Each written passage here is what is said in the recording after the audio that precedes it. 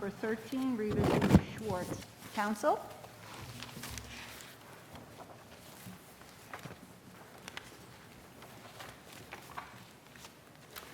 May it please the court, may I reserve 2 minutes of my 10? 2 minutes, you say? Yes, please. Yes. Thank you, Your Honor. Welcome.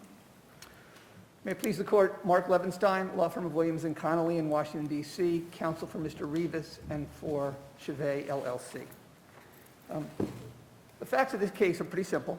Mr. Revis and Mr. Schwartz entered into 2 contracts, one written and one oral, in 2007. Mr.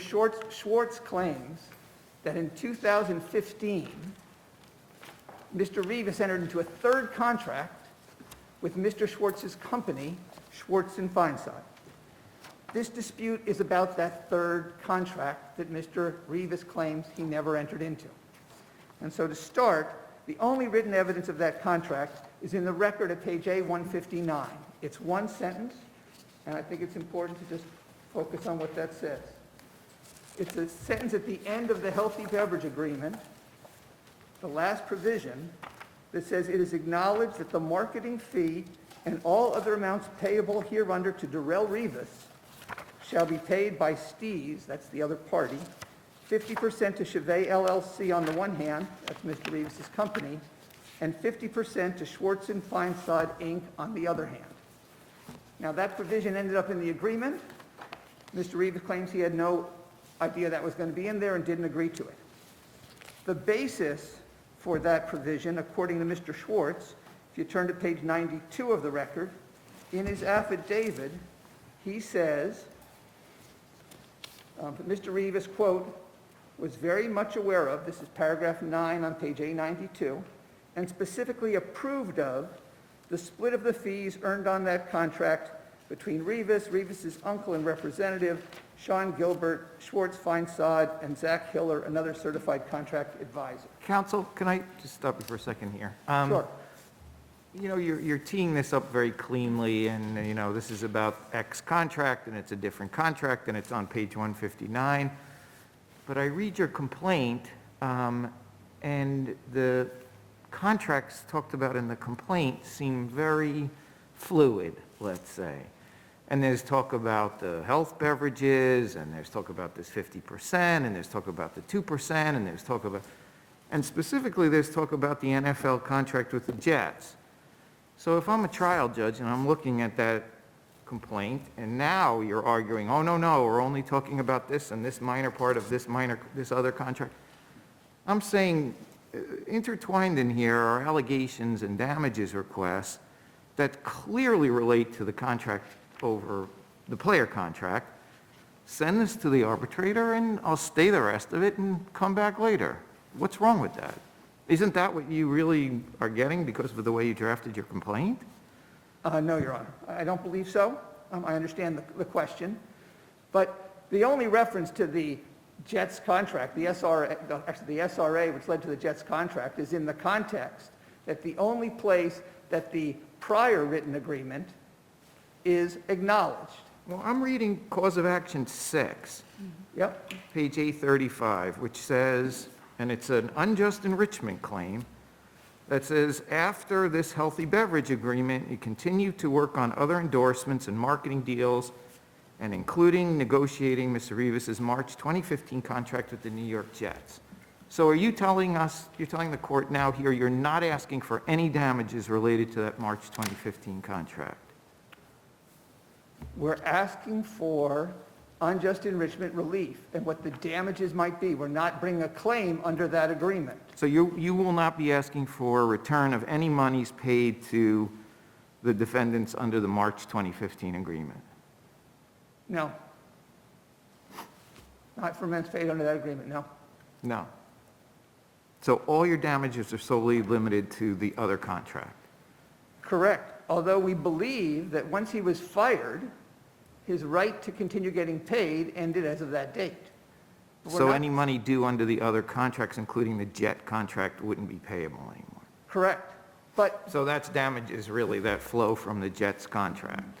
I mean, by another name, but it's clearly money that was paid under that contract. And it seems a difficult argument to make that this is not arbitrable because you're not seeking any rights under the contracts, but you're seeking damages that, in effect, are return of money paid under that contract.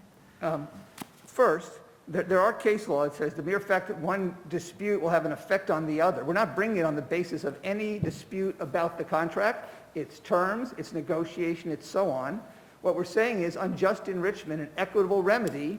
We can say it isn't fair that having defrauded a client, this person should be allowed to benefit, that his concealment and his fraud was done in order to continue to get other benefits. And the mere fact that that might have a damage award here does not affect his right to get a judgment on the other claim. It simply means whether it's in the form of punitive damages or it's in the form of other equitable relief, this could have other relief. And there are a bunch of cases that say the mere fact that one contract might have consequences for another does not render the first contract arbitrable. So for example, if you had a bank that enters into agreement with a lender and does 10 agreements, and there's a dispute about one of them that does not have an arbitration clause, but that if the plaintiff is successful, the decision may be leading to something that puts that lender in default on a different agreement in which there is an arbitration clause. So the decision in the first contract may clearly affect the other contract. But as a matter of contract interpretation, it does not make the first matter a dispute under the arbitrable contract. And there's no way that you can look at this healthy beverage agreement and think that Mr. Revis would have thought that he had agreed to arbitrate it. There's nothing in writing that says that. The healthy beverage agreement has no arbitration clause. And that's where you have to start. And So just so I'm clear, 100% clear, you are going to make no allegations or seek to prove no conduct related to the defendant's performance of the contracts with NFL teams? Correct. We are not challenging whatsoever the defendant's negotiation of that contract or the terms of that contract or anything having to do with his performance of the SRA or that issue with the Jets. And No. so in the eighth, over here, in the eighth cause of action, what is or are the contracts you're attempting to set aside as fraudulently induced? In the eighth contract, we're saying that if he was supposed to be giving us legal services, look, again, whether contract 8 makes sense, I understand is questionable, but what the defense that came back to us was, I've never been your lawyer. I've never intended to be your lawyer. Yeah, I'm looking for a simple answer. What is the, as I read the eighth count, you're trying under the doctrine of fraudulent inducement to set aside some contract as having been fraudulently induced. What is that contract? That contract is the contract for the healthy beverage agreement, 50%, Just that. and the 10% fees that we allege were improperly invoiced, but that's all, yes. Sorry, the second one is the oral contract? The other oral contract that gave him 10% fees, we found some invoices that were submitted for the 10% fee that were on things he shouldn't Right, have been. but are you paid saying for. you were fraudulently induced into that contract or no? No, Okay. So No, it's- sir. as the eighth count, it's just the healthy beverage agreement? correct. Okay. Thank you, counsel. Counsel? I think we started off with the correct question. Apologies, Mario Ayeta from Duane Morris for the respondents. We started off with the right question, which is, what was in the complaint? What did the trial judge see that resulted in this order? The trial judge was tasked with looking at the pleadings and deciding if there's a reasonable relationship between the dispute in the pleadings and the subject matter of the contract that has the arbitration clause. So the only question before us, are you suggesting, is who gets to decide whether this dispute falls within the arbitration clause, the court or the arbitrator? Absolutely, Your Honor. This is a question where arbitrability has to be decided by the arbitrator. That's clear, long line of cases, and I don't believe my colleague disputes them, holding that where the AAA arbitration rules are integrated into the contract, included by reference, that makes the question of arbitrability a question that goes to the arbitrator. The question, Yeah, but counsel, if I can interrupt you, I'm on the screen. sorry. Hello? No, that's all right. Good afternoon. But those rules, the AAA rules, the NFL regs, all of that applies to the SRA and what's encompassed by the SRA. So isn't that really the problem? Whether or not, when it says this agreement and separate agreement, whether or not that then means that the SRA stands on its own and this alleged oral agreement is not encompassed even though referenced in the SRA. Isn't that really the only issue that we've got to figure out here? I think that's probably correct, Your Honor. That is the issue to grapple with. And the terms of the SRA themselves make it clear that it extends to this dispute. The SRA arbitration. Well, how is that when it says this agreement is what's subject to arbitration, disputes arising and any questions, concerns arising related to the SRA go to arbitration, and everything else is noted as a separate agreement? I mean, I think you've got sort of plain language that undermines your position. 2 points, Your Honor. First of all, the plain language of the SRA actually says the applicability of the SRA Yes. is one of the issues that will be arbitrated. That's in the arbitration clause, the applicability of the SRA. That clearly puts the applicability of the SRA, the question we're dealing with, into the hands of the arbitrator. Secondly, Your Honor, if you look at the complaint, what the trial court had to look at, But let me ask you this, if there is no way to read the plain language as encompassing this oral agreement, then it's a point well taken that you've made. Doesn't that remove this from this particular provision that the applicability of the SRA is I think, Your Honor, the structure of the SRA and the actual facts as alleged in the complaint make it clear that it's reasonable to understand the SRA to apply to that agreement as well, and for a number of reasons, Your Honor. First of all, the only place where the 10% provision appears is in the SRA. There is no other writing that embodies that 10%. Secondly, the line in the SRA that refers to this separate agreement says marketing and endorsement. Doesn't say anything about legal services. Marketing and endorsement, of course, are the things that football agents, sports agents, do for their clients. My colleague referred to 2 agreements. There are actually 3 agreements in the SRA. There's a third agreement, which is attached, and that is a contract. It says contract services. In that third agreement, my clients agreed to pay for Mr. Revis to go to a camp before the big tryouts in February in Indianapolis so he could improve his skills. It's only 2 paragraphs. My clients agree to pay, Mr. Revis agrees to go, and if Mr. Revis switches agents, he'll have to pay my client back for the cost of that camp. Now, that's another agreement that clearly relates to the kinds of services a football agent performs for his clients, not a lawyer. So let me try and ask you this. Given the provision in the SRA, is there any agreement that Mr. Revis and Mr. Schwartz could have entered into thereafter that wouldn't be subject to an arbitrator determining the scope of arbitration? And if so, how would you do that? Sure, Your Honor. And there are, in fact, some examples of contracts between professional football players and agents where courts have rejected those as not being under the SRA.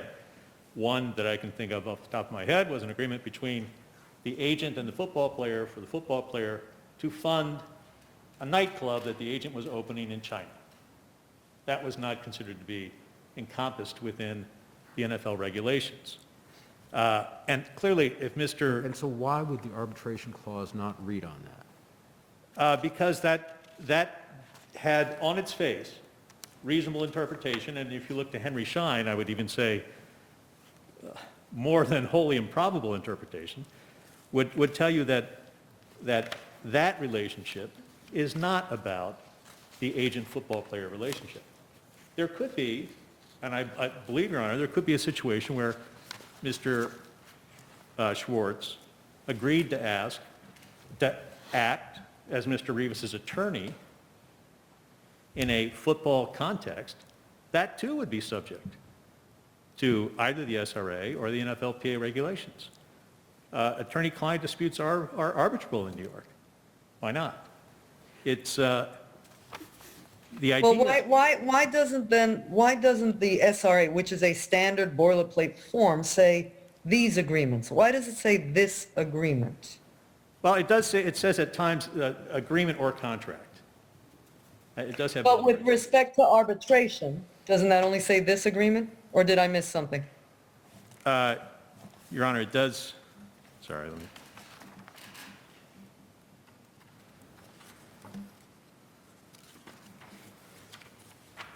It's paragraph 8. Yeah, paragraph 8. It does say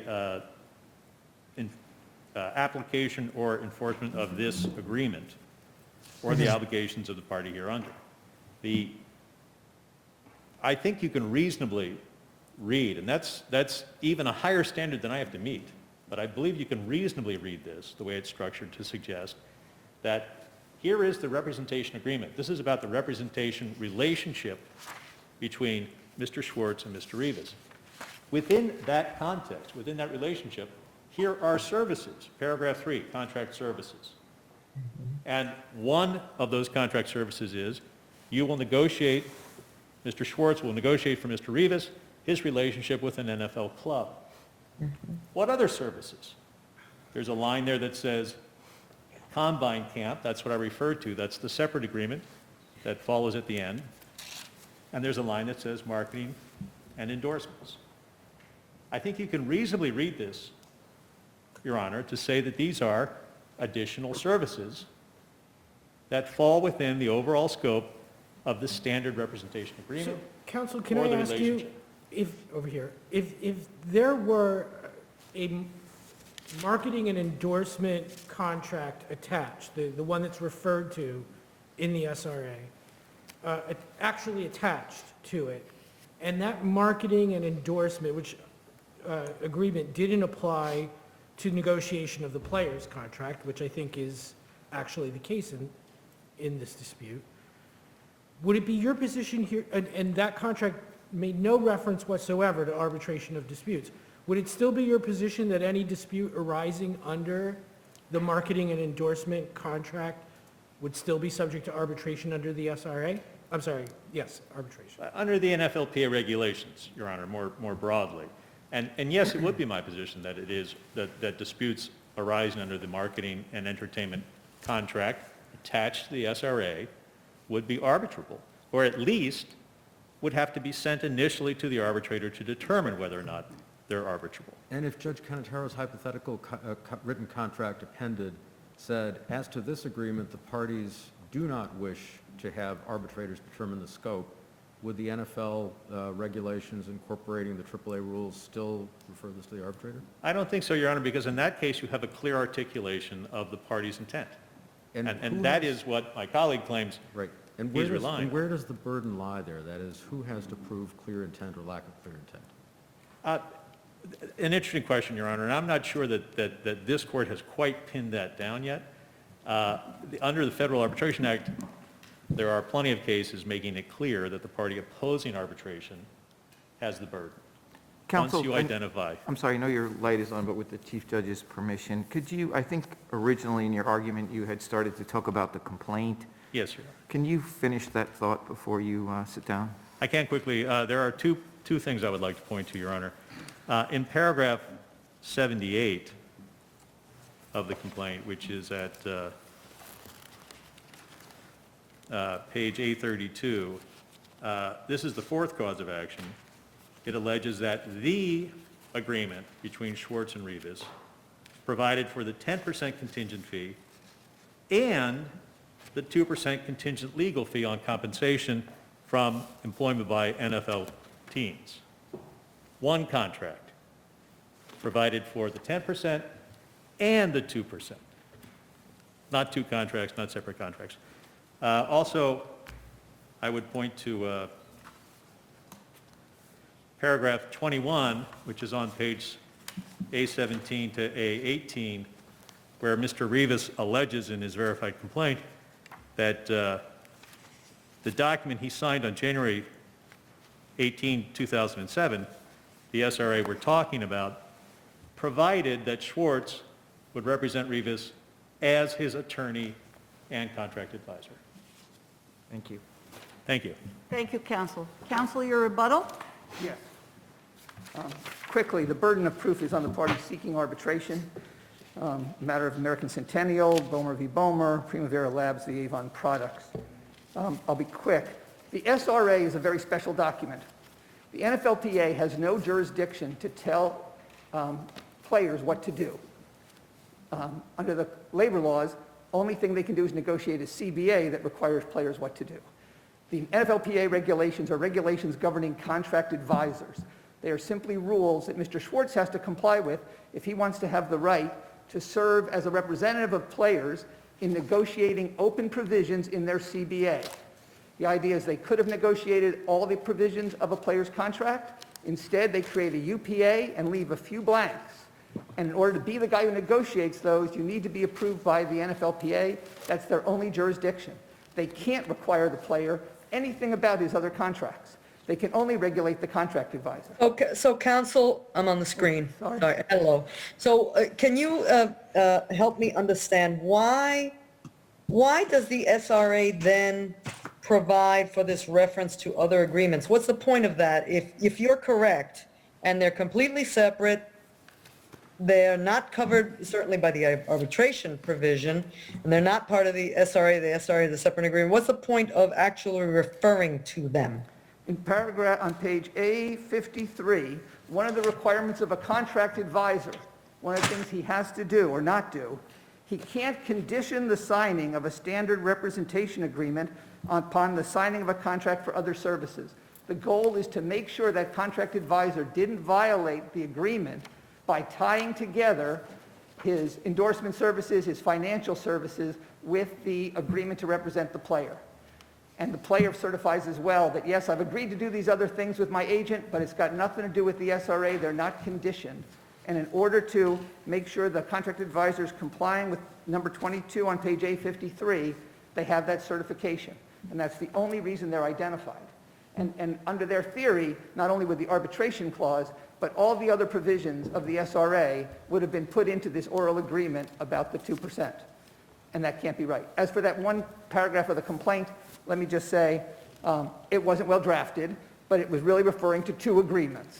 One agreement, the SRA, was a valid contract, but separate, and the agreement about the 2% that's there. It's not the only place it's evidenced. For 7 years, Mr. Schwartz submitted invoices consistent with the 10% requirement.